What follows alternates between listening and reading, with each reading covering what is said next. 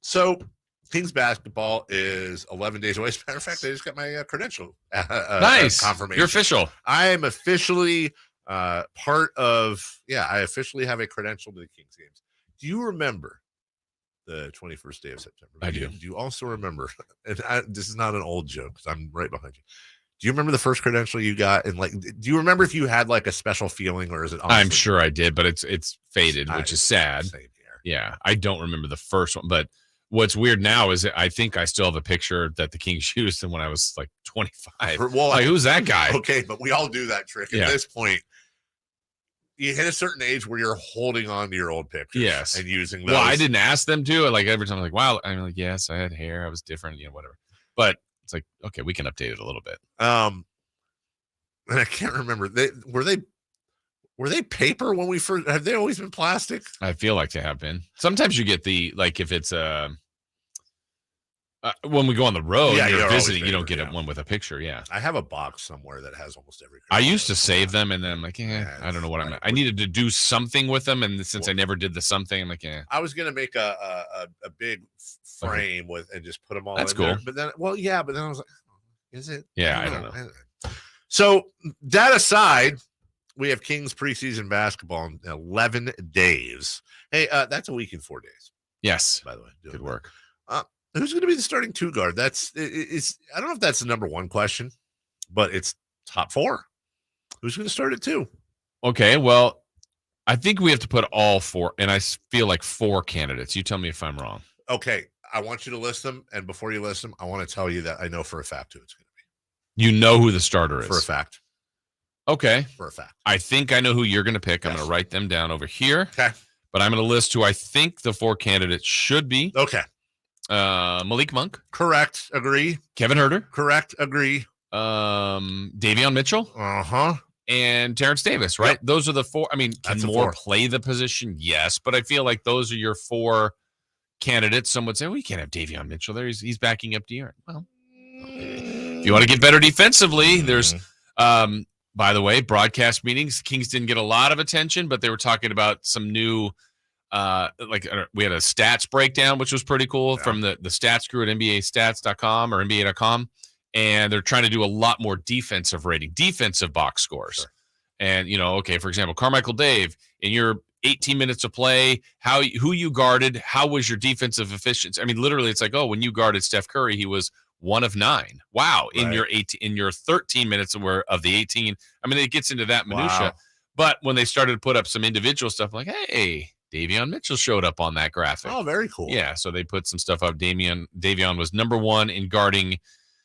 He was most commonly guarding the guy with the ball in the games and was like 3rd rated or something along those lines. I can't remember the exact graphic. But anyway, I think he should be considered, and then Terrence Davis. I think it would be interesting. I worry about the height with Davion Mitchell. Sure, I get it. There's flaws there, but I do predict that by maybe midseason, maybe a little bit later, but somewhere in that neighborhood, and could be. I predict that by the end of the year, when we go back and we do what were the biggest story, and I can't predict injuries or people getting angry or fighting or whatever, but I will say Davion Mitchell has to be in the starting lineup is going to be one of the biggest stories we look back on and talk about.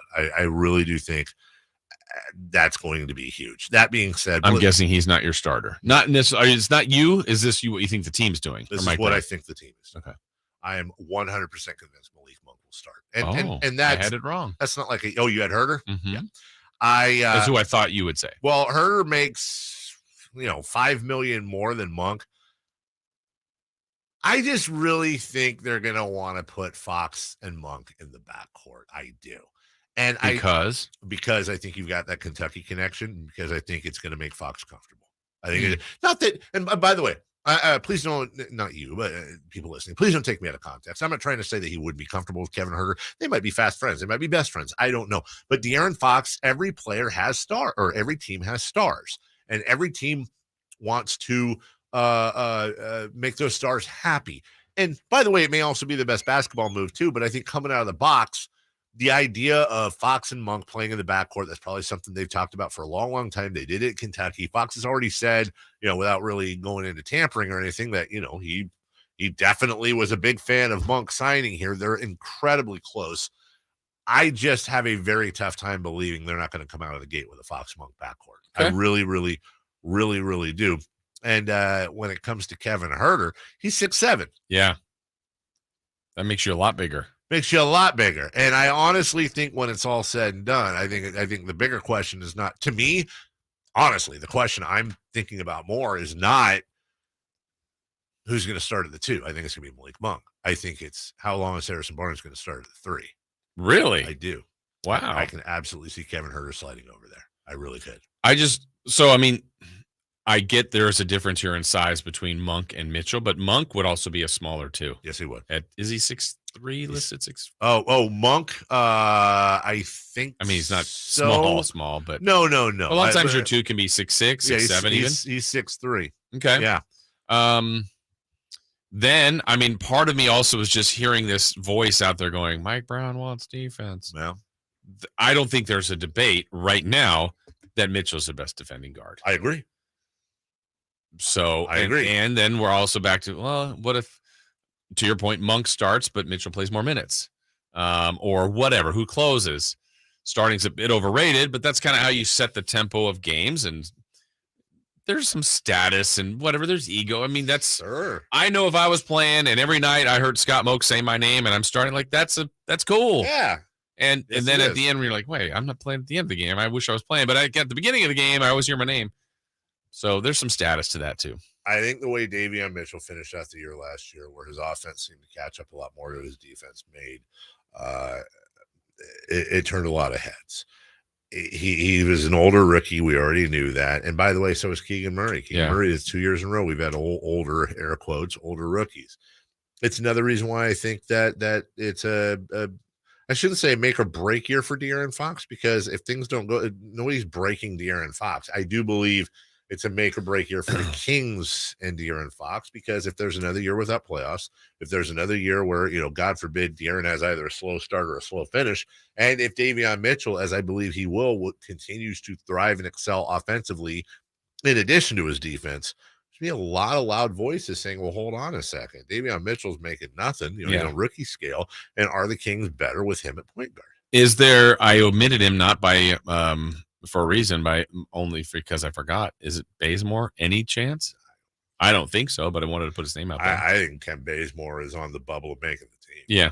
I mean, he's on he and Matthew Dellavedova, Cook. Cook. Yeah, you got that tier. But it's a good problem to have.